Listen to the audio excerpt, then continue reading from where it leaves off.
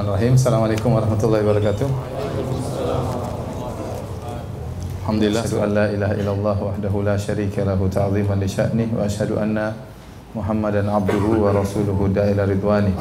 Allahumma shalli alaihi wa ala alihi wa ashabihi wa ikhwani. Hadirin dan hadirat yang dirahmati oleh Allah Subhanahu wa taala, alhamdulillah puji dan syukur kita panjatkan kepada Allah atas segala limpahan karunia yang Allah berikan selalu kepada kita. Salawat dan salam tercurahkan selalu kepada junjungan kita, ya, imam kita, pemberi syafaat kita, Nabi Muhammad sallallahu alaihi wasallam, dan juga kepada keluarganya serta seluruh sahabat beliau tanpa terkecuali. Kita melanjutkan bahasan kita.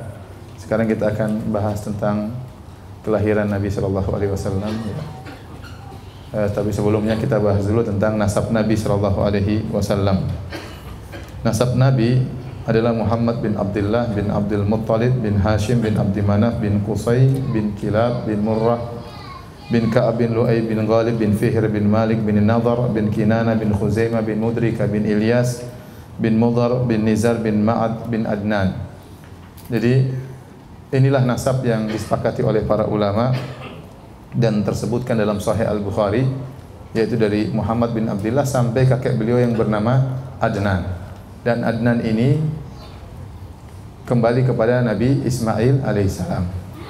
Ya, hanya saja para ulama khilaf antara Adnan sampai Ismail berapa kakek, antara Adnan sampai Ismail.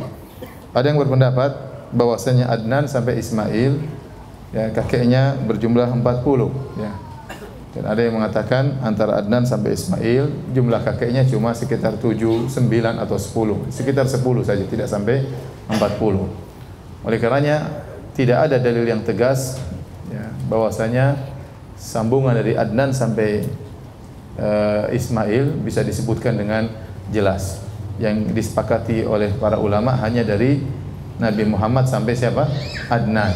Di atas Adnan sampai Ismail tidak jelas, khilaf berapa kakeknya, apalagi nama-namanya. Apalagi kemudian ada orang menyebutkan dari Nabi Muhammad sampai Nabi Adam, ini lebih khilaf lagi. Ya, sedangkan dari Adnan sampai Ismail saja tidak jelas, apalagi sampai Nabi Adam alaihi salam. Yang jelas Rasulullah SAW pernah bersabda tentang kemuliaan nasabnya. Beliau berkata, Inna Allah subhanahu istofa kinanatan min waladi Ismail. Sungguhnya Allah memilih dari sekian banyak anak Ismail alaihissalam, Allah memilih Kinanah. Wastofa Quraisyan min Kinanah. Kemudian dari anak-anaknya Kinanah, maka Allah memilih Quraisy. Wastofa Bani Hashim min Quraisy. Dan dari keturunan Quraisy juga banyak, tapi Allah memilih Bani Hashim. Wastofani min Bani Hashim. Dan Allah memilihku dari Bani Hashim, ya. Ini menunjukkan akan kemuliaan nasab Nabi sallallahu alaihi wasallam. Jadi antara orang yang mulia di antara kakek-kakek Nabi, ya, adalah Abdul Muttalib. Abdul Muttalib. Ya, Abdul Muttalib ini, ya, selain dia adalah kedudukannya sebagai pemimpin kota Mekah, ya, terlebih lagi sebagaimana kita sampaikan pada pertemuan lalu, ya, dialah yang menghadap Abrahah dan meminta 200 ekor ontanya. Di antara kemuliaan dialah juga yang menemukan sumur Zam-Zam yang telah hilang, ya, telah terbenam sekian lama. Sebagaimana pernah kita jelaskan pada pertemuan-pertemuan yang terdahulu, bahwasanya yang menemukan air Zam-Zam siapa? Hajar, ya. Sehingga setelah Hajar meninggal dunia, maka air Zam-Zam dijaga oleh putranya siapa? Ismail. Kemudian setelah Ismail meninggal dunia, maka dipegang kekuasaan kota Mekah dipegang oleh keluarga dari istrinya, dari kabilah Jurhum. Kemudian terjadi banyak kemaksiatan, mulailah tatkala timbul banyak kemaksiatan, mulailah air Zam-Zam surut. Kemudian surut, Allah cabut kenikmatan sedikit demi sedikit tanpa mereka sadari, sampai akhirnya hilanglah air Zam-Zam. Bukan cuma hilang airnya, bahkan hilang bekasnya. Tertutup dengan tanah, tertutup, akhirnya hilanglah bekas dari air Zam-Zam tersebut. Dan baru dibongkar kembali atau muncul kembali di zaman Abdul Muttalib, kakek Nabi sallallahu alaihi wasallam. Adapun kisah tentang penggalian kembali sumur Zam-Zam oleh Abdul Muttalib, maka diriwayatkan oleh Ali bin Abi Thalib, ya, cucu dari Abdul Muttalib, ya. Ali bin Abi Thalib sebagaimana yang disebutkan oleh Muhammad bin Ishaq dengan sanad yang hasan bahwasanya Ali bin Abi Thalib bercerita tentang apa yang dialami oleh kakeknya. Ya, bahwasanya suatu hari Abdul Muttalib kakek Nabi bercerita, suatu hari aku tidur di Hijr Ismail dekat Ka'bah. Kemudian ada yang mengatakan atau disebut dengan Hijr, ya, dengan Hijr. Aku tidur di Hijr. Kemudian ada yang mengatakan kepadaku, ihfir Taibah, galilah Taibah. Aku bertanya, apa itu Taibah? Kemudian suara tersebut pergi. Dia lihat dalam mimpinya. Kemudian keesokan harinya dia pun tidur lagi di tempat yang sama.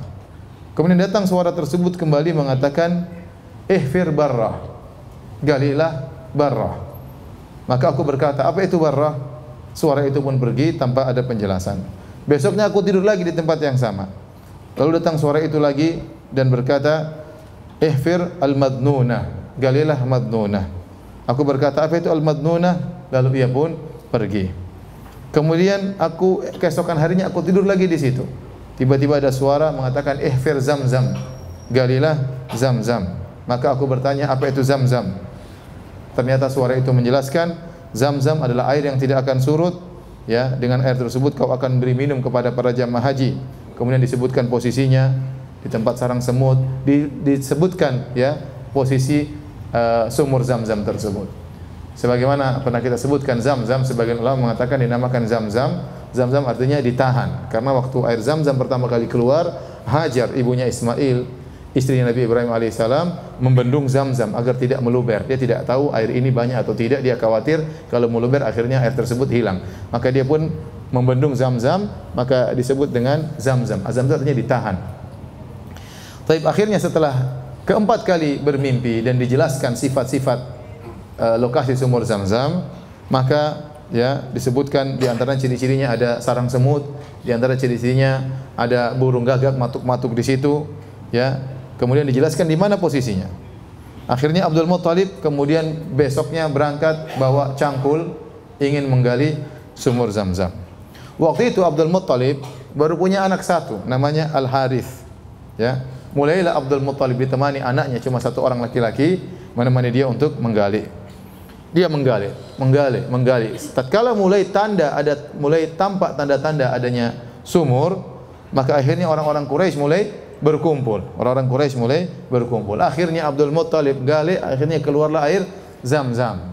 Dia yang menemukan air Zamzam. Maka orang-orang Quraisy akhirnya protes. Mereka berkata, wahai Abdul Muttalib, kami juga berhak punya air Zamzam tersebut. Karena kita semua keturunan siapa? Ismail. Quraisy keturunan Ismail atau bukan? Bukan. Abu Jahal keturunan Ismail atau bukan?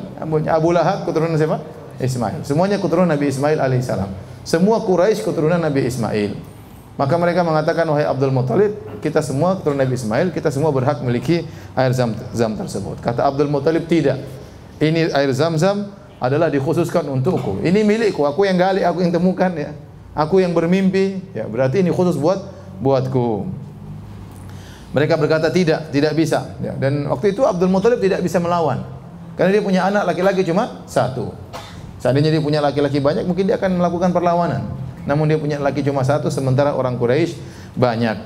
Akhirnya kata mereka, kita ngadukan, ya, kita berhakim kepada seseorang. Kata Abdul Muttalib, terserah kalian berhakim kepada siapa, ayo kita pergi. Akhirnya kata mereka, ada perempuan, seorang perempuan dukun, tempatnya di negeri Syam, kita pergi ke sana. Jadi mereka mau berhukum sama siapa? Dukun perempuan, ya, nenek sihir. Akhirnya berangkatlah mereka. Abdul Muttalib dengan saudara-saudaranya, orang-orang Quraisy ramai dengan pasukannya. Berangkatlah mereka, berjalan dari Mekah menuju negeri Syam, itu jauh. Ya. Dari Mekah Madinah saja 500 km. Kemudian dari Madinah ke negeri Syam mungkin 800-900 km, jauh.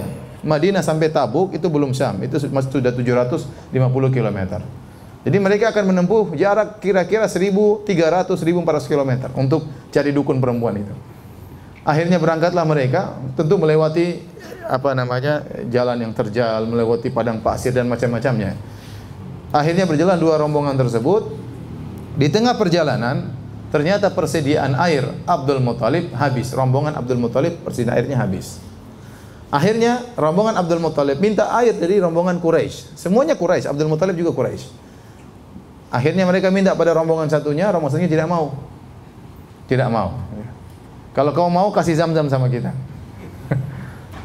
Abdul Muthalib juga tidak mau, bertahan, tidak ada, pokoknya bertahan. Akhirnya tatkala sudah benar-benar kehabisan air, sudah tidak bisa bergerak, akhirnya Abdul Muthalib berhenti, orang-orang Quraisy juga berhenti melihat apa yang akan dilakukan oleh Abdul Muthalib. Maka Abdul Muthalib berkata kepada sahabat-sahabatnya, daripada kita berjalan sampai akhirnya kita meninggal dunia, sama-sama meninggal dunia, tidak ada yang menguburkan kita, lebih baik kita gali kuburan kita masing-masing. Siapa yang meninggal terlebih dahulu kita kuburkan, agar kita meninggal semua dalam kondisi dikubur. Tinggal yang terakhir nanti urusan belakangan.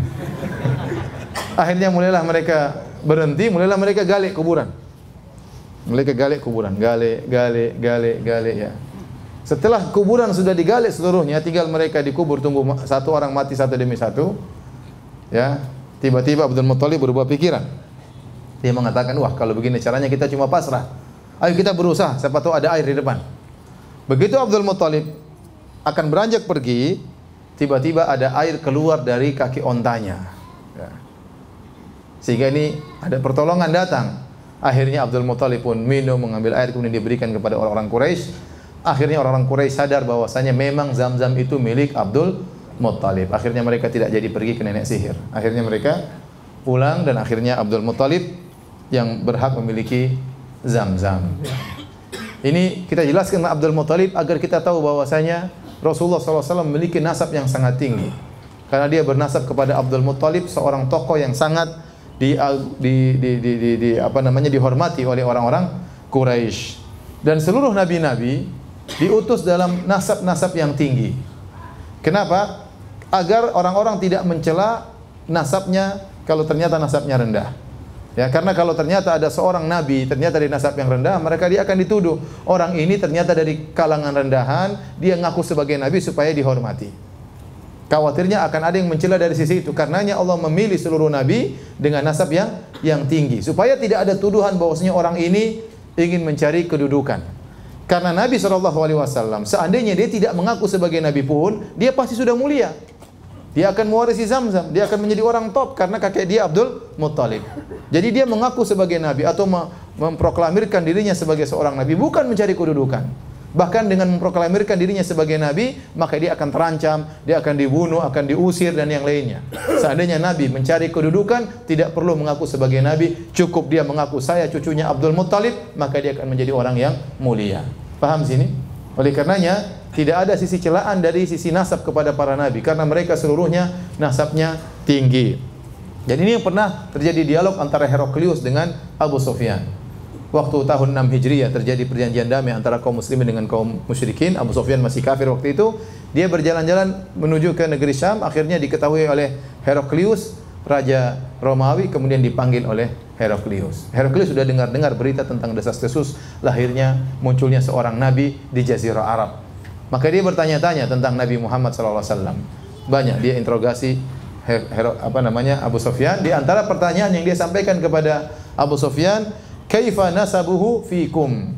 Bagaimana nasabnya nabi tersebut di antara kalian? Bagaimana nasabnya? Maka Abu Sufyan berkata, huwa fina dzu nasab. Sungguhnya Muhammad itu memiliki nasab yang tinggi. Maka Heraklius berkata, fakadzalika rusul tub'atsu fi nasabi qaumiha. Demikianlah para rasul seluruhnya diutus dengan memiliki nasab yang tinggi. Semuanya Nabi Isa, Nabi Musa semuanya memiliki nasab yang tinggi. Nabi Daud, Nabi Sulaiman dan seterusnya. Baik. Bagaimana lahirnya Nabi SAW? Ya, Nabi SAW lahir buah pernikahan dari ayahnya Abdullah dengan ibunya Aminah bintu Wahab. Ya. Abdul Muthalib dia pernah bernazar. Kakek Nabi Abdul Muthalib tadi yang punya Zam-Zam. Dia pernah bernazar, kalau saya punya 10 anak laki-laki, saya akan sembelih salah satunya. Saya akan sembelih salah satunya. Ya. Dan kenapa Abdul Muthalib bernazar demikian? Para ulama menyatakan dia mengucapkan nazar ini waktu dia sedang gali Zam-Zam, anaknya cuma satu tadi Al-Harith. Waktu dia dikepung oleh orang Quraisy minta untuk diberi jatah Zam-Zam, maka dia bernazar kepada Allah, ya Allah, kalau saya ini anak saya cuma satu. Kalau saya punya anak 10, saya sembelih satu. Ya, saya sembelih satu. Dan ternyata dikabulkan oleh Allah, anaknya jadi 10. Dia punya anak 10 laki-laki dan anak perempuan ada beberapa. Jadi Seluruh anak 10 laki-laki ini semuanya paman-paman Nabi. Satunya bapak Nabi, 9-nya paman Nabi sallallahu alaihi wasallam. Siapa 10 orang tersebut? Anak-anak Abdul Muttalib. Jadi rupanya Abdul Muttalib ini istrinya kalau nggak salah 4 ya. Dari 4 istri tersebut, maka anaknya 10 ya. Saya ketemu kemarin ada salah seorang teman dari Saudi, saya tanya, istri anak antum berapa? 10. Masya Allah, 10 Masya Allah. Itu laki-lakinya saja. Perempuannya 8 katanya. Nikah kapan? Dulu saya SMA langsung nikah, Masya Allah. Taib, yang pertama anak tertua namanya Al-Harith ya, dan ibunya adalah Sofiyah bintu Jundub. Yang kedua namanya Az-Zubair. Ya, ibunya adalah Fatimah binti Amr Al-Makhzumiyah. Yang ketiga Abdul Uzza. Abdul Uzza inilah Abu Lahab. Abdul Uzza Abu Lahab, ibunya adalah Aminah binti Hajar.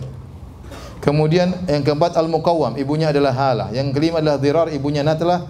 Yang keenam Abu Talib, ibunya adalah Fatimah bintu Amr Al-Makhzumiyah. Yang ketujuh Hajal, ibunya adalah Halah bintu Huhaib. Yang kedelapan Abdullah. Jadi 8 ini ayahnya Nabi, nomor keberapa? Nomor ke-8. Abdullah ayahnya Nabi dan ibunya adalah Fatimah bintu Amr Al-Makhzumiyah. Kemudian yang ke-9 Hamzah, ibunya adalah Halah bintu Huhaib. Yang ke-10 adalah Al-Abbas dan ibunya adalah Natlah. Al-Abbas bin Abdul Muttalib. Adapun 6 putrinya adalah Sofiyah, Ummu Hakim, Atika, Umaymah, Arwa dan Barrah. Jadi anaknya 16, 10 laki-laki, 6 perempuan. Dari sini kita tahu bahwasanya yang satu ibu ada 3 orang, Zubair, Az-Zubair, kemudian Abdullah, bapaknya Nabi, kemudian Abu Talib. Ini 3 bersaudara yang satu ibu. Sisanya Abu Lahab, Hamzah, Al-Abbas, Al-Harith, ini ibunya beda. Dari sini kita tahu rahasia kenapa begitu dekatnya antara Abu Talib dengan Abdullah. Kenapa Abu Talib sangat sayang kepada Nabi sallallahu alaihi wasallam. Karena Abdullah dan Abu Talib, bapaknya Nabi dengan Abu Talib satu ibu. Satu ibu. Adapun paman-paman yang lain ibu ya. Nah, waktu Nabi diutus menjadi seorang nabi, yang masih hidup dari paman-pamannya cuma 4 orang. Waktu Nabi diutus menjadi seorang nabi tatkala beliau berusia 40 tahun, yang masih hidup dari paman-pamannya 9 orang ya. Semuanya sudah meninggal, 5 orang tinggal 4. 4 orang tersebut adalah Abu Lahab, kemudian Abu Talib, kemudian Hamzah dan Al-Abbas. 4 orang. 2 orang meninggal dalam kondisi musyrik, 2 orang masuk Islam, meninggal dalam kondisi Islam. Yang meninggal dalam kondisi musyrik Abu Lahab, yaitu tadi Abdul Uzza namanya. Kemudian satunya lagi siapa? Abu Talib. Dua-duanya meninggal dalam kondisi musyrik. Yang meninggal dalam kondisi Islam Hamzah, meninggal dalam perang Uhud, kemudian Al-Abbas meninggal setelah wafatnya Nabi sallallahu alaihi wasallam, ya. Inilah paman-paman Nabi sallallahu alaihi wasallam. Taib, akhirnya Abdul Muttalib melaksanakan nazarnya. Dia pun akhirnya ingin menyembelih putranya Abdullah, bapaknya Nabi sallallahu alaihi wasallam. Dan dia sangat sayang kepada Abdullah. Mulailah kemudian ya, ada yang kasih ide, wahai Abdul Muttalib, jangan kau sembelih anakmu ya. Pilih antara anakmu atau 10 ekor onta. Kemudian buatlah undian. Ya. Akhirnya kemudian ya Abdul Muttalib membuat undian. Dia mengatakan, ya Allah, Allahumma anakku atau 10 ekor onta. Dia buang, ternyata yang jatuh anaknya. Waduh. Harus disembelih anaknya. Enggak, tambah lagi 10 ekor onta. 10 ekor onta kedua. Ya Allah, anakku atau 10 ekor onta. Ternyata keluar lagi Abdullah yang harus disembelih. Dia ulangi lagi. Yang ketiga keluar lagi Abdullah. Yang keempat keluar lagi Abdullah. Yang kelima keluar lagi Abdullah. Sampai ke-9 keluar lagi apa? Abdullah. Dia masih lanjut. Yang ke-10 baru kemudian 100 ekor, 10 ekor onta. Akhirnya dia tidak menjadi menyembelih putranya Abdullah, dia sembelih 100 ekor onta. Ya. Paham? Inilah asal muasal kata para ulama munculnya diyah. Ya, barang siapa yang membunuh seorang tanpa sengaja maka dia harus bayar diyah. Diyah tersebut adalah senilai 100 ekor onta. Dan ini terus masih berlaku di Arab Saudi sampai sekarang. Kalau terjadi pembunuhan tanpa sengaja, misalnya kecelakaan atau apa, maka diyahnya adalah 100 ekor onta. Allah menjaga Abdullah karena Abdullah adalah ayah dari Nabi sallallahu alaihi wasallam. Adapun ibunda Nabi sallallahu alaihi wasallam adalah Aminah bintu Wahab bin Abdi Manaf bin Zuhrah bin Kilab. Antara Abdullah dan Aminah ketemu dengan di Kilab, di kakeknya yang bernama Kilab. Kemudian menikahlah Abdullah dengan Aminah. Ya. Kemudian akhirnya lahirlah Nabi sallallahu alaihi wasallam.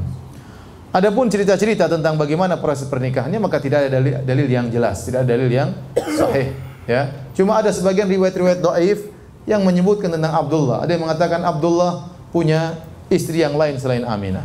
Ada yang mengatakan Abdullah melakukan nikah istibdha, yaitu seperti kita pernah jelaskan, ada seorang laki ingin mendapat bibit unggul maka dia suruh istrinya bersih kemudian suruh digauli oleh Abdullah. Ya, dan ini semua riwayat yang lemah. Ada yang mengatakan ada seorang wanita minta digauli oleh Abdullah, bapaknya Nabi. Kenapa? Dia melihat cahaya di bapaknya Nabi sallallahu alaihi wasallam.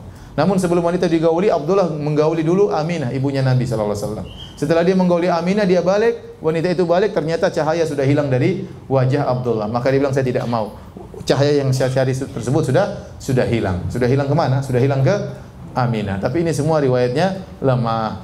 Semuanya riwayatnya lemah. Ya, sebagian riwayat-riwayat ingin mengisyaratkan bahwasanya Nabi adalah cahaya. Dan riwayat-riwayat tersebut semuanya lemah. Ya. Bahkan ada riwayat yang palsu, hadis palsu yang diyakini oleh sebagian orang-orang sufi, ya, bahwasanya Rasulullah pernah ditanya, ya Rasulullah, bagaimana tentang penciptaan alam semesta? Kata Nabi, yang pertama Allah ciptakanlah nuru nabiyyika, yaitu cahaya nabimu yang pertama diciptakan. Waktu itu belum ada arsy, belum ada qalam, belum ada lauhil mahfuz, belum ada langit, belum ada bumi, belum ada manusia, belum ada jin. Yang pertama Allah ciptakan adalah cahaya Muhammad, berasal dari cahaya Allah Subhanahu wa taala. Ini hadis palsu. Hadis apa? Palsu. Nabi Muhammad SAW adalah keturunan Nabi Adam alaihissalam dan dia bukan diciptakan dari cahaya. Yang diciptakan dari cahaya adalah malaikat. Adapun seluruh manusia, kata Nabi SAW, kullukum min Adam wa Adamu min turab. Seluruh kalian berasal dari Nabi Adam dan Adam tercipta dari tanah. Nabi Muhammad SAW berkata, ana sayyidu waladi Adam yaumal qiyamah. Aku adalah keturunan Adam, yang paling pemimpin keturunan Adam pada hari kiamat kelak. Wala fakhar, dan aku tidak sombong. Adapun hadis palsu tadi mengesankan seakan-akan Nabi dulu sebelum ada Nabi Adam. Ada cahaya dahulu, baru kemudian ada Nabi Adam dan malaikat dan jin dan yang lain. Ini semua adalah tidak benar, ini hadis palsu. Saya ingin sampaikan hal ini ya, karena sebagian orang menganggap berlebih-lebihan kepada Nabi SAW, sehingga mereka mengatakan Rasulullah SAW tercipta dari cahaya, tidak seperti manusia-manusia yang lainnya. Kata mereka Rasulullah SAW tidak punya bayangan. Kenapa? Karena cahaya matahari terpantul dengan cahaya Nabi SAW. Ini semua khurafat, tidak benar ya. Kenapa? Seandainya Nabi SAW benar-benar badannya bercahaya, maka orang-orang kafir pasti sudah beriman. Ya. Ya. Mereka protes tatkala Nabi seperti manusia. Kata mereka, wa qalu ma li hadzal rasuli ya'kulu at-ta'ama wa yamshi fil aswaq. Laula unzila ilaihi malak fayakuna ma'ahu nadhira. Ya, kata mereka, Rasul macam apa ini Muhammad? Jalan di pasar makan makanan. Kenapa tidak diutus malaikat untuk menjadi Rasul? Ya. Jadi orang-orang kafir berangan-angan bahwasanya seorang Rasul ini memang spesial luar biasa. Nah, kalau Nabi ternyata badannya bercahaya, kira-kira Abu Lahab beriman enggak? Beriman lah. Ini cahaya ini ya. Ya. Abu Jahal juga beriman ya. Ya. Tapi Nabi manusia biasa, makanya mereka ngejek. Ya. Kenapa kamu yang harus jadi Nabi? Mereka mengatakan demikian. Kenapa kamu yang harus jadi Nabi? Kok nggak ada yang lain? Kenapa kamu yang harus dipilih oleh Allah Subhanahu Wa Taala? Apa kelebihanmu? Mereka mengejek Rasulullah Sallallahu Alaihi Wasallam. Jadi Nabi Sallallahu Alaihi Wasallam memang disifati oleh Allah bercahaya, tapi bukan cahaya berarti keluar lampu dari tubuhnya. Seperti firman Allah Subhanahu Wa Taala, ya ayuhan Nabi, inna arsalnaka syahidan wa mubasyiran wa nadhira wa da'iyan ila Allah bi'idnihi wa sirajan munira. Allah mengatakan, kami mengutus engkau wahai Rasulullah sebagai seorang rasul yang menyuruh kepada jalan Allah, wa sirajan munira, adalah sebagai lampu yang bercahaya. Ini maksudnya adalah kiasan, bukan berarti Nabi adalah lampu yang menyala terang ya.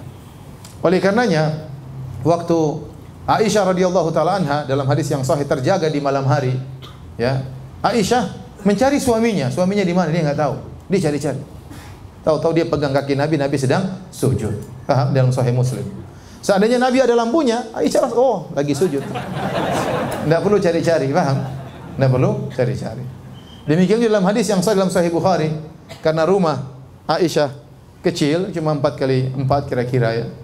Kemudian tidak ada space untuk salat, akhirnya Nabi salat dan Aisyah tidur di depannya persis dengan menjulurkan kedua kakinya. Kalau Nabi mau sujud, Nabi sentuh kakinya supaya kakinya dilipat. Jadi Aisyah nunggu disentuh oleh Nabi, baru kemudian Aisyah melipat kaki. Ya, karena space rumah yang sangat sempit. Aisyah berkata, wa kanatil buyutu laisa fiha masabih. Kenapa saya tunggu disentuh oleh Nabi? Kata Aisyah, karena rumah-rumah waktu itu tidak ada lampunya di malam hari, sehingga saya perlu disentuh dulu. Kalau seandainya Nabi bercahaya, Aisyah sudah tahu Nabi mau sujud, tidak perlu tunggu sentuhan. Paham? Demikian juga ya, mengatakan bahwasanya cahaya matahari kemudian mantul gara-gara kalah dengan cahaya Nabi, ini berlebihan ya. Dalam haji wada, Rasulullah SAW tatkala melempar jamarat, datang sebagian sahabat menaungan baju di atas kepala Nabi SAW. Kenapa? Karena agar Nabi tidak kepanasan. Ya, jadi kita katakan Nabi bercahaya, ilmunya bercahaya, wajahnya bercahaya, tapi bukan seperti lampu yang disangkakan oleh sebagian orang-orang berlebihan tentang Nur Muhammad. Berlebihan tentang Nur Muhammad, dan hadis tentang Nur Muhammad itu hadis palsu. Tidak boleh diyakini karena akidah tidak boleh dibangun di atas hadis palsu. Taib. Hadirin dan hadirat yang dirahmati oleh Allah Subhanahu wa taala, ya. Abdullah kemudian menikah dengan Aminah bintu Wahab, dan akhirnya ibunya Aminah mengandung Nabi sallallahu alaihi wasallam. Disebutkan bahwasanya bapaknya itu Abdullah ketika sedang berdagang ke negeri Syam, beliau mampir ke kota Madinah. Kemudian sakit dan akhirnya meninggal dunia dan dikuburkan di kota Madinah. Ketika itu Nabi masih dalam kondisi janin dalam perut ibunya. Oleh karenanya Nabi dilahirkan dalam kondisi tidak memiliki bapak. Inilah puncak daripada keyatiman. Ada orang yang lahir masih ada bapaknya, masih ada ibunya, dia masih merasakan sentuhan ayahnya, baru kemudian ayahnya meninggal belakangan atau ibunya kemudian meninggal belakangan. Tetapi Nabi SAW waktu lahir bapaknya sudah tidak ada. Itu yang Allah sebutkan dalam surat Ad-Duha, alam yajidika yatiman fa'awa. Bukankah Allah mendapati engkau dalam kondisi yatim, lalu Allah menaungimu wahai Muhammad? Ya, dan ini adalah puncak keyatiman. Rasulullah SAW lahir dalam kondisi ayahnya tidak ada, kemudian dia dirawat oleh ibunya. Dan banyak orang-orang berhasil dirawat oleh ibunya. Contohnya Nabi Muhammad SAW, ya, contohnya Nabi Musa alaihissalam disebutkan dalam beberapa surat. Allah hanya sebut tentang ibunya, Allah tidak sebutkan bapaknya di mana. Allah tidak jelaskan sama sekali. Nabi Isa alaihissalam juga yang merawat siapa? Ibunya. Ya. Nabi Ismail juga yang merawat siapa? Ibunya. Taib. Bagaimana kelahiran Nabi sallallahu alaihi wasallam? Datang riwayat-riwayat yang lemah yang menceritakan tentang keajaiban kelahiran Nabi sallallahu alaihi wasallam. Tapi riwayatnya semuanya lemah. Di antaranya disebutkan Nabi waktu dilahirkan dalam kondisi tangannya langsung lahir, langsung keluar dari perut ibunya dalam kondisi bersandar seperti ini, melihat ke atas. Tapi hadisnya lemah. Demikian juga ada sebagian hadis disebutkan Nabi dilahirkan diletakkan di atas batu, dikasih kain, tahu-tahu batu tersebut pecah. Ini juga hadisnya lemah. Ya. Kemudian disebutkan juga waktu Nabi dilahirkan oleh ibunya, ibunya pakai jimat-jimat di tangannya. Tahu-tahu jimat-jimat itu semuanya putus. Bagus hadis ini, tapi hadisnya juga apa? Lemah. Kemudian juga dalam riwayat yang lemah juga, ibunya tatkala melahirkan, tiba-tiba dia melihat dalam mimpinya ada yang mengatakan namakan anakmu dengan Muhammad, tapi hadisnya juga lemah. Demikian juga disebut dalam hadis yang lemah, waktu Nabi SAW lahir, maka istana kerajaan Persia bergetar. Ya, bahkan ada yang runtuh dari istana tersebut. Ini juga lemah. Ada yang mengatakan juga waktu Nabi SAW dilahirkan, maka api yang disembah oleh orang-orang Majusi di Persia, apinya mati, tidak pernah mati selama ini. Mati kenapa? Karena lahir seorang Nabi. Ini juga hadisnya bagus, tapi hadisnya apa? Lemah, dhaif, tidak bisa dijadikan dalil. Demikian juga ada dalil yang menyebutkan Rasulullah SAW lahir dalam kondisi sudah tersunat, tapi hadisnya juga apa? Lemah. Hadisnya juga lemah. Ya. Oleh karenanya hadis-hadis yang lemah ini tidak bisa kita jadikan dalil. Ada hadis yang lain disebutkan hadisnya lemah juga, tapi lemahnya tidak terlalu parah. Ya, bahwasanya Nabi disunat oleh kakeknya Abdul Muttalib sebagaimana kebiasaan orang-orang Arab, kalau ada yang lahir maka disunat tatkala masih kecil. Jadi ini hadis-hadis dhaif tentang kelahiran Nabi sallallahu alaihi wasallam. Ada hadis yang sahih. Rasulullah SAW pernah bersabda, "Ana da'watu Abi Ibrahim wa bisyarati Isa qaumahu wa ru'ya ummi allati ra'at ka'annaha kharaja minha nurun adha'at lahu qusurus Syam." Aku ini adalah pengkabulan dari doa kakekku Ibrahim alaihissalam. Nabi Ibrahim waktu pergi kota Mekah meletakkan Ismail, Nabi Ibrahim berdoa, "Rabbana wa ba'ath fihim rasulan min anfusihim." Ya Allah, utuslah kepada mereka seorang rasul dari kalangan mereka. dikabulkan lama. Setelah itu baru dikabulkan, Allah kabulkan doa Nabi Ibrahim. Ternyata siapa? Nabi Muhammad sallallahu alaihi wasallam. Jadi aku adalah pengkabulan doanya nenek moyangku Ibrahim alaihissalam, kata Nabi. Dan aku adalah kabar gembira yang pernah disampaikan oleh Nabi Isa kepada kaumnya. Ya. Mim ba'di ismuhu Ahmad. Ya. Kata Nabi Isa, aku beri kabar gembira kepada kalian wahai kaumku bahwasanya akan ada seorang nabi setelahku namanya Ahmad, yaitu Muhammad sallallahu alaihi wasallam. Dan ini kata Nabi sallallahu alaihi wasallam yang ketiga, aku adalah mimpi ibuku.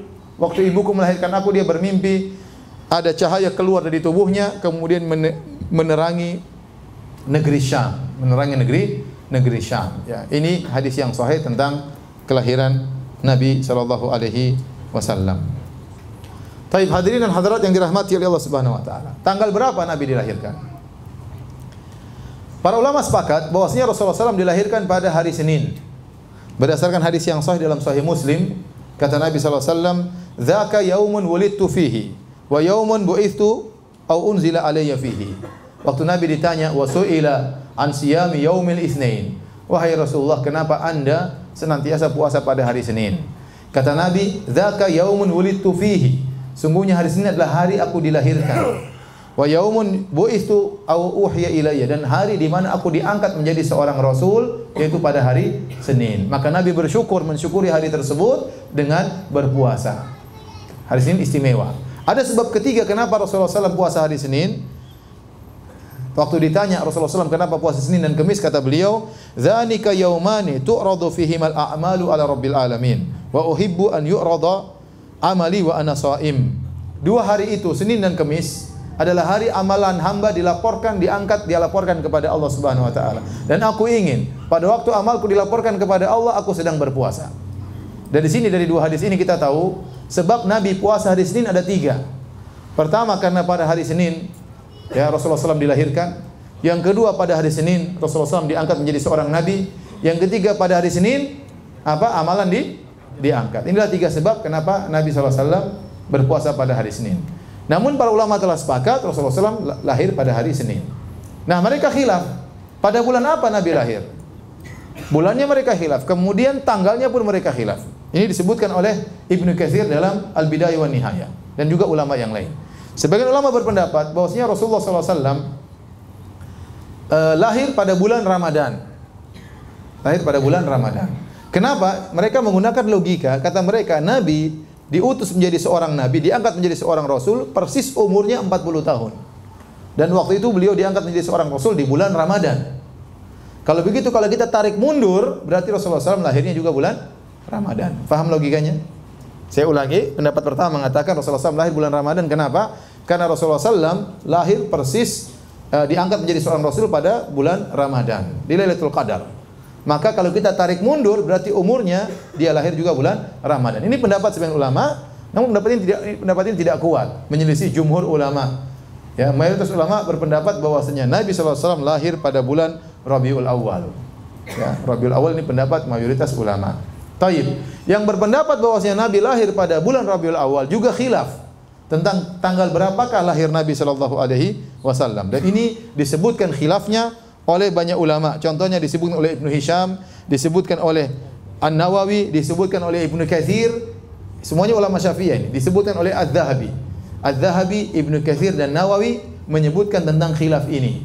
Jadi tidak ada kesepakatan bahwasanya Nabi meninggal atau lahir pada tanggal 12 Rabiul Awal. Taib.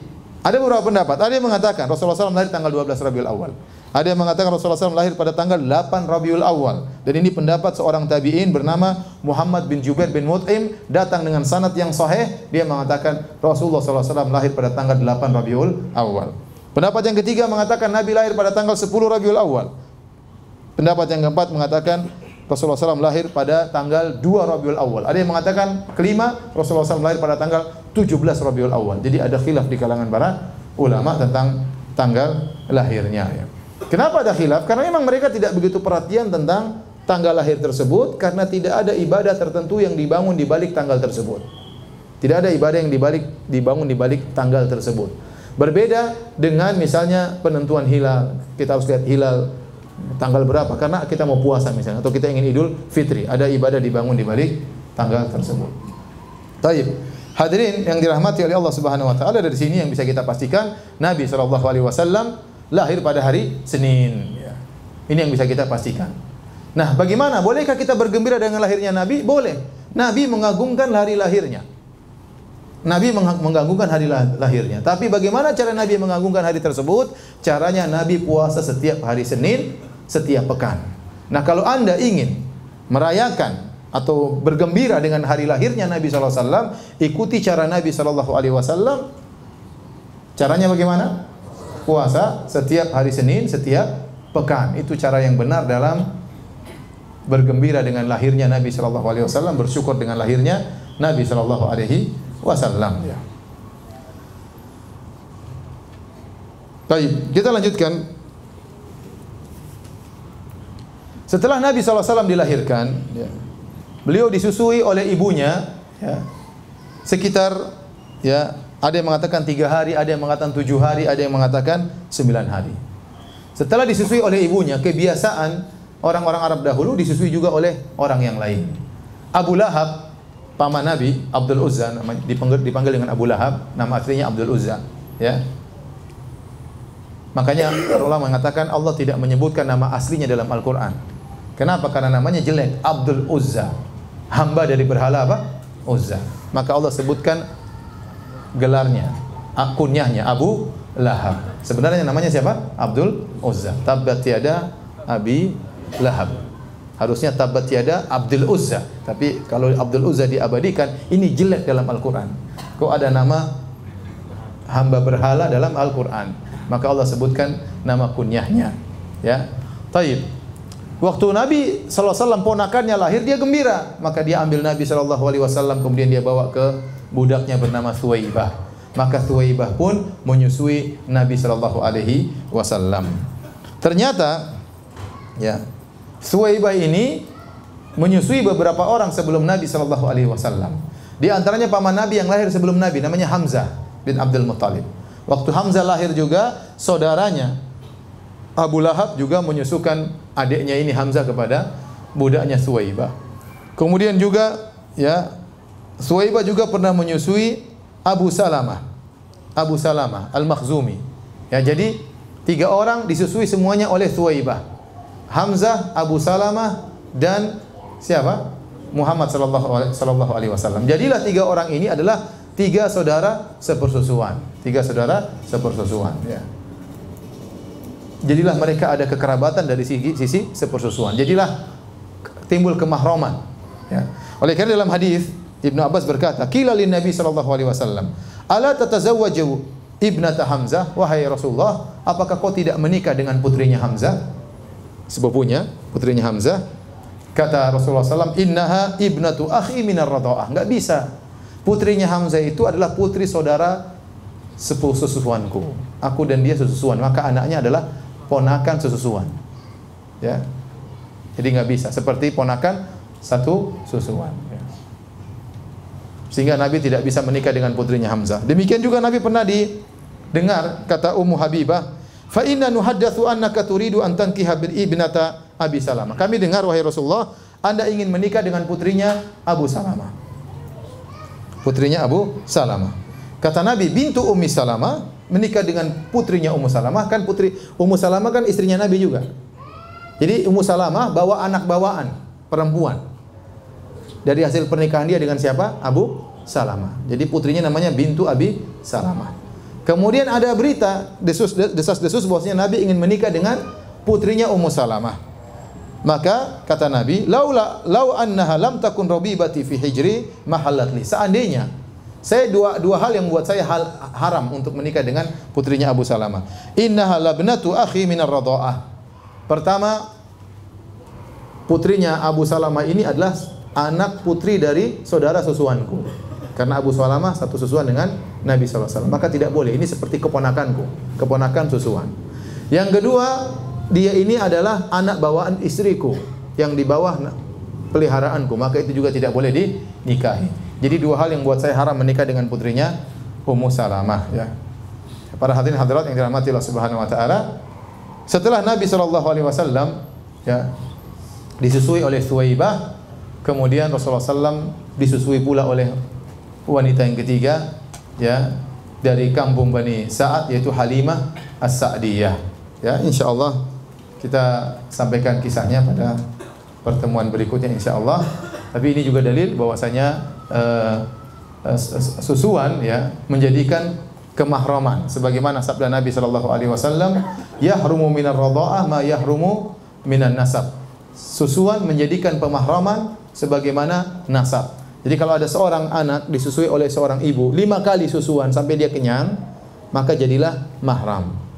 Misalnya, saya punya anak perempuan atau saya punya anak perempuan, saya bawa kepada seorang wanita. Wanita tersebut menyusui anak saya, ya. Satu majelis jam 10 pagi, anak saya sudah kenyang berhenti.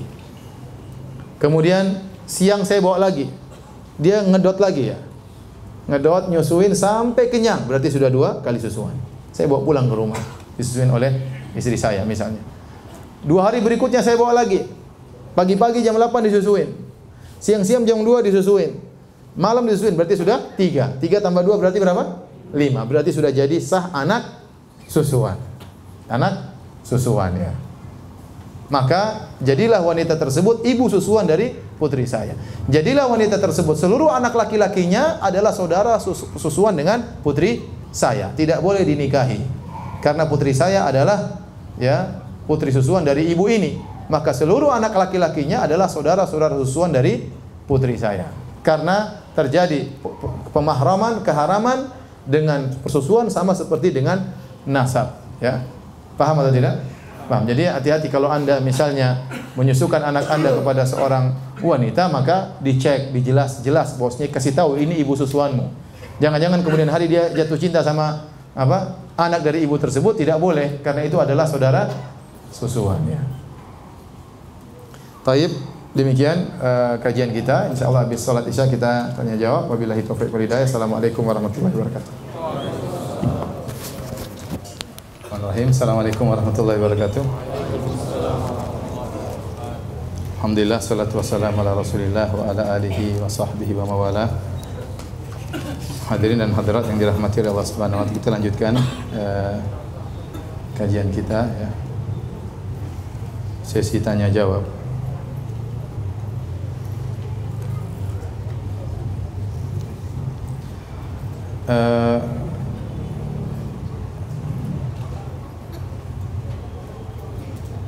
Ana ingin bertanya, Ustaz, jika Rasulullah SAW diutus untuk seluruh alam dan untuk seluruh manusia, mengapa dakwahnya hanya seputar Mekah, di Madinah dan Jazirah Arab, tidak dirasakan oleh umum di seluruh dunia ketika itu? Jika nabi-nabi dulu diutus hanya untuk kaumnya, bagaimana nasib dengan para kaum yang jauh di sana yang tidak mendapat hidayah? Mohon jawabannya, Ustaz. Jawabannya bahwasanya Nabi SAW diutus untuk seluruh alam, tapi dimulai dengan di Mekah ya. Oleh karenanya dakwah Islam tidak terbatas kepada hanya orang Arab. Sejak awal sudah ada orang-orang non-Arab yang masuk Islam. Contohnya Bilal bin Rabah, dia bukan orang Arab, dia dari Habasyah ya. Kemudian juga namanya siapa? Salman Al-Farisi. Kemudian Nabi SAW mengirim surat kepada raja-raja di luar Arab. Contohnya Rasulullah SAW mengirim surat kepada Raja Heraklius, menyuruh dia untuk masuk Islam dan meninggalkan kesyirikan, sebagaimana disebutkan dalam Sahih Al-Bukhari di awal kitab Badil Wahyi. Ya. Jadi Allah berfirman, "Wa ma arsalnaka illa rahmatan lil alamin." Tidaklah kami mengutus engkau kecuali rahmat bagi seluruh alam semesta. Jadi Nabi SAW adalah Nabi untuk seluruh umat manusia. Nah, Ustaz, bagaimana dengan orang-orang yang belum dapat hidayah? Bagi orang tidak dapat hidayah, misalnya meninggal belum pernah mengenal Islam sama sekali karena saking jauhnya dari Mekah misalnya, atau misalnya di belantara hutan Afrika atau belantara hutan Papua ya. Maka Allah berfirman ya, "Wa ma kunna mu'adzibina hatta nab'atsa rasulah." Kami tidak akan mengadab suatu kaum sampai kami utus rasul, atau yang mewakili rasul itu berupa dai atau ustadz yang sampai ke sana atau tulisan yang sampai ke sana. Nah, kalau kita andai kata ada seorang meninggal dari suku, di salah satu suku di Papua, di Irian Jaya, kemudian meninggal dunia, belum sempat mengenal Islam, bagaimana nasibnya? Apakah masuk neraka? Jawabannya tidak. Dia akan diuji oleh Allah Subhanahu wa taala pada hari kiamat dengan cara Allah Subhanahu wa taala. Sama seperti orang yang dilahirkan dalam kondisi tuli dan bisu, dia tidak bisa mendengar apa-apa. Bagaimana dia mau mendengar Islam? Kita jelaskan nggak bisa, dia nggak bisa dengar, dia nggak bisa berbicara. Ya. Terus bagaimana cara dia memahami apa yang kita sampaikan? Ya, maka orang ini bisa saja dia tidak mengerti Islam.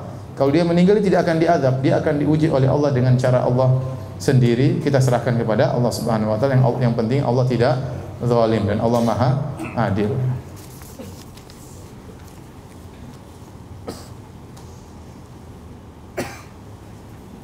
Ustadz, bagaimana dengan riwayat Rasulullah SAW dibawa berdagang oleh pamannya? Ini nanti masih jauh ya.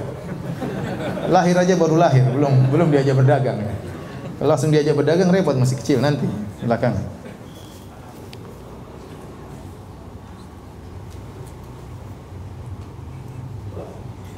Afwan, di luar tema Ustadz, di kampung kami biasanya diadakan penutupan pengajian sebelum bulan Ramadan dan pembagian paket makanan sembako.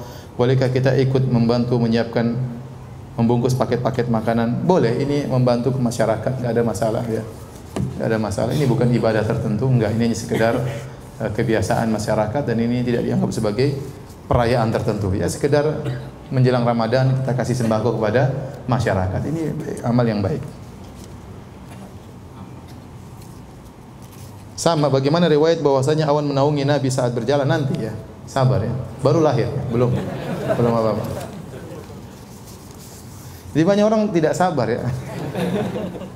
Hanya, Ustaz, bagaimana Rasulullah menikah dengan Khadijah? Belum. Ustaz, bagaimana Rasulullah SAW poligami? Belum, baru lahir. Belum, masih jauh. Tenang saja, santai aja.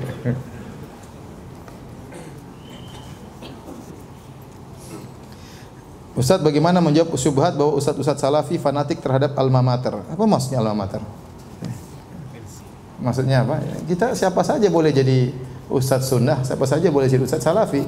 Yang penting dia memenuhi kriteria berdakwah sesuai dengan Al-Quran dan Sunnah Nabi SAW. Tidak bikin bid'ah, tidak menyuruh kepada bid'ah, maka kita katakan dia ustaz sunnah. Nah kalau dia menyuruh kepada bid'ah, kita bilang ustaz bid'ah. Jadi siapa saja, tidak harus lulusan Madinah, mau lulusan Kairo, mau lulusan Yaman, mau lulusan mana saja, silakan. Yang lulusan sini, yang tidak keluar negeri juga boleh, siapa saja boleh. Tapi sesuai dengan kriteria ustaz sunnah. Tidak dikatakan sunnah kecuali dia menyuruh kepada sunnah Nabi. Dia ngajarin sunnah Nabi. Nah, kalau dia nggak ngajar sunnah Nabi, dia ngajar ritual-ritual baru yang itu bukan sunnah Nabi, dipastikan Nabi tidak pernah melakukannya, maka tidak bisa kita bilang ustaz apa? Sunnah. Sunnah kan apa? Apa definisi sunnah? Sunnah sesuatu yang dilakukan oleh Nabi, disandarkan kepada Nabi, itu namanya sunnah Nabi Sallallahu Alaihi Wasallam. Yang tidak dikerjakan Nabi bukan namanya sunnah. Anda mau nampakkan apa terserah Anda, tapi itu bukan sunnah Nabi Sallallahu Alaihi Wasallam. Ya.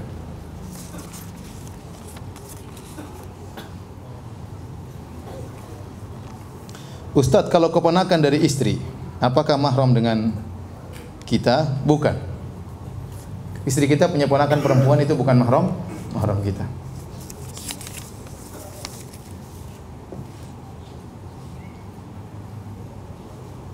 Ustadz, apakah benar Rasulullah SAW sangat sayangnya kepada umatnya ketika detik-detik terakhir masih mengatakan, ini detik terakhir mau meninggal, ini tanya lagi mau meninggal. Lebih jauh lagi. Nanti, insya Allah ya, nanti ya. Sabar ya. Kenapa di sini orang terburu-buru semuanya?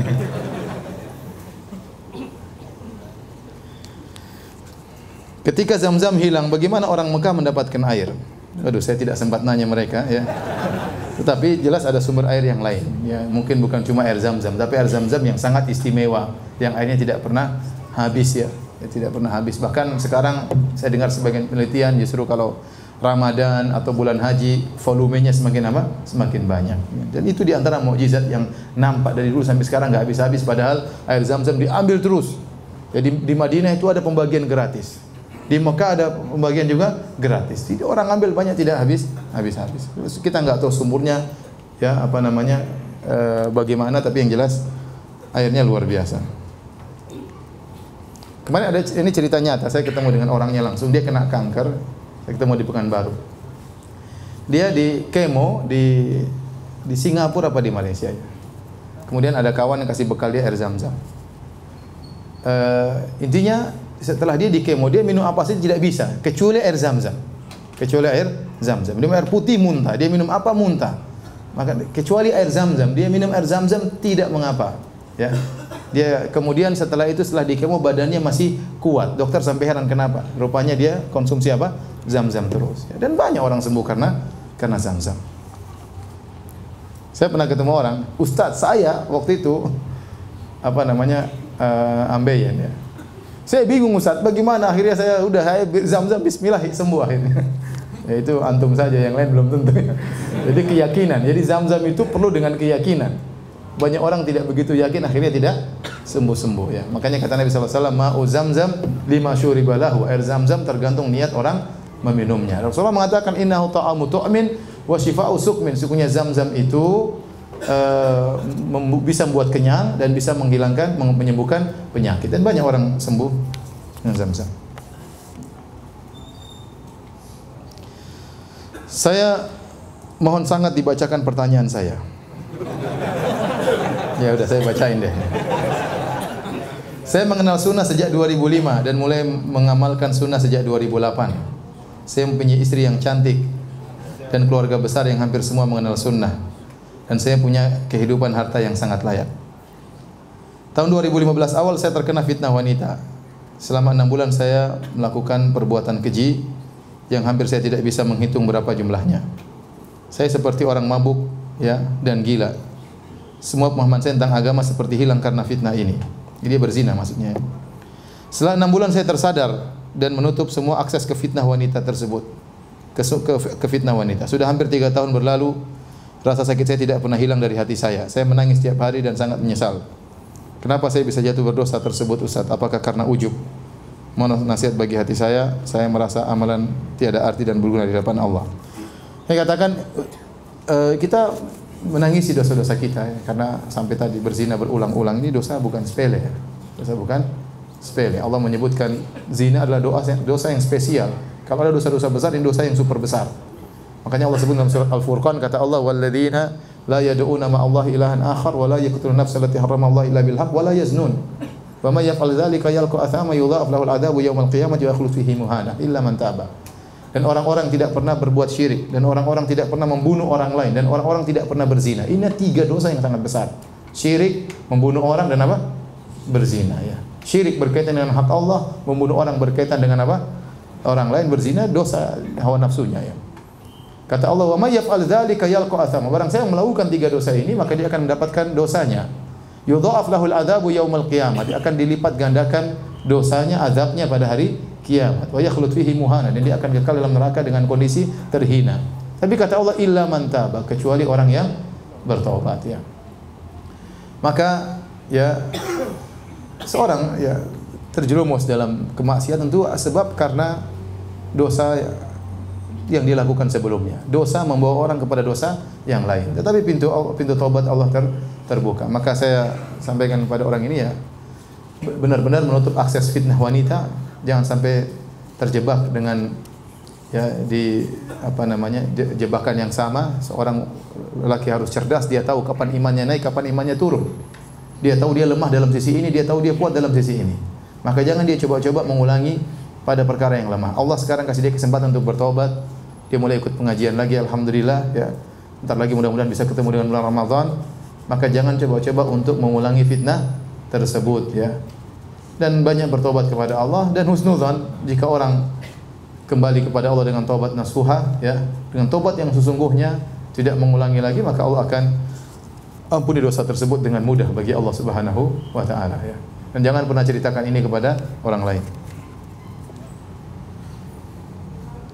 Apa hukumnya mengambil upah dari ibu yang menyusui bayi orang lain? Boleh, enggak ada masalah. Nanti akan kita jelaskan. Boleh. Jadi kalau ada orang ingin nyusu pada seorang wanita tersebut mengatakan boleh, tapi saya minta upah. Boleh dia, karena ini kerjaan ya. Tetapi tetap saja menjadi apa namanya? Anak susuan ya. Anak susuan ya. Tapi kalau kita pergi ke kandang onta kemudian disusui oleh onta, jadi ibu susuan atau tidak? Kemarin di Madinah teman-teman bercanda. Jadi semua pada pergi ke onta yang sama. Padahal mau jadi ibu susuan itu, saudara susuan apa? Onta ya, enggak. Jadi boleh dia mengambil upah, dia boleh mengambil upah.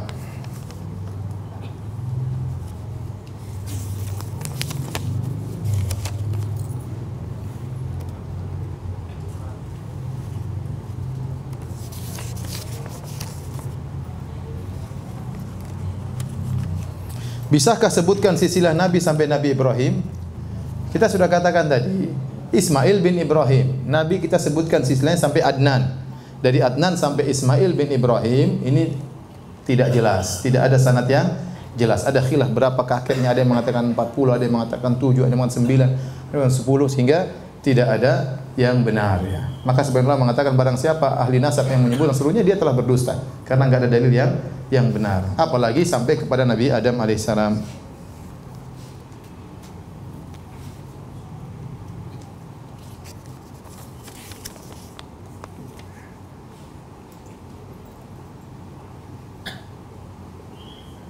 Ustaz, anak akhwat mana yang lebih utama pada saat Ramadan, tarawih di masjid atau mengambil ibu anak yang sakit di rumah? Ya, kalau ternyata ibu ingin ditemani di rumah, salat aja di rumah. Kalau ibu ingin ditemani di rumah, salat aja di rumah.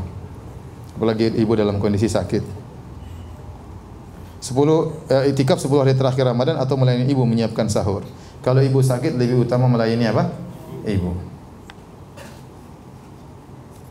Tapi demikian saja kajian kita, insyaallah kita bertemu di kesempatan yang lain. Kita buka kafaratul majelis. Subhanakallahumma bihamdika asyhadu an la ilaha illa anta astaghfiruka wa atubu ilaik. Assalamualaikum warahmatullahi wabarakatuh.